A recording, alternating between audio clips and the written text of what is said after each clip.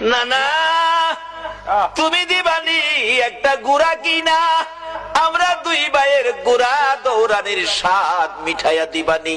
আবু বকর ডাকতেছেন, উমর তুমি কি দেখেছো? উমর বলেন, আমি মসজিদে নববীর বারিন্দার পাশে দাঁড়িয়েছিলাম, আমি দেখি আমার নবী নাতি দইকে খুশি করার জন্য বারিন্দায় হামাগুড়ি দিলে গুড়ার মতো হইলে দুই ভাই নবীজির পিঠ মুবারকে চড়ে বসছে।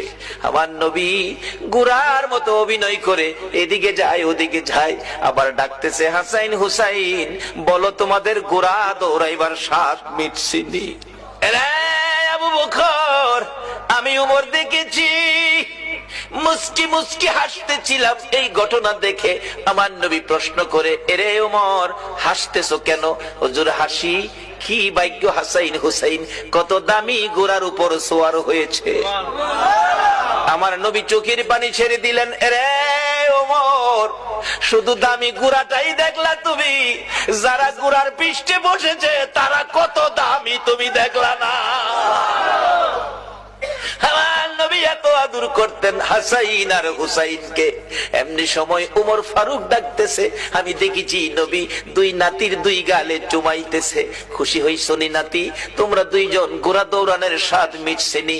ও আবু বকর, আমার মন কয় এই দুই নাতি হাসাইন হুসাইন যদি না না না না কইয়া ডাকে রে, আমার নবী সব ভুলে যাবে। না না না ডাকে জবাব দিয়ে মাথা উঠাবেন। মদিনায় চলে গেলেন, খবর পৌঁছে দিলেন আলীর কাছে, আলী রে পাওয়া গেছে রে নবী রে। নবী উম্মতের মায়ায় কান্দে, মাথা উঠায় না। কার মায়ায় কান্দে? কার মায়ায়?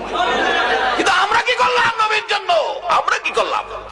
আজকে আজ থেকে একটা আদর্শ বাড়িতে নেন, তাহলে নবীর কান্না সার্থক, আমাদের জীবন ধন্য। বাবারা রাত 2 ঘন্টা হয়ে গেছে, কষ্ট হইতেছে আপনাদের?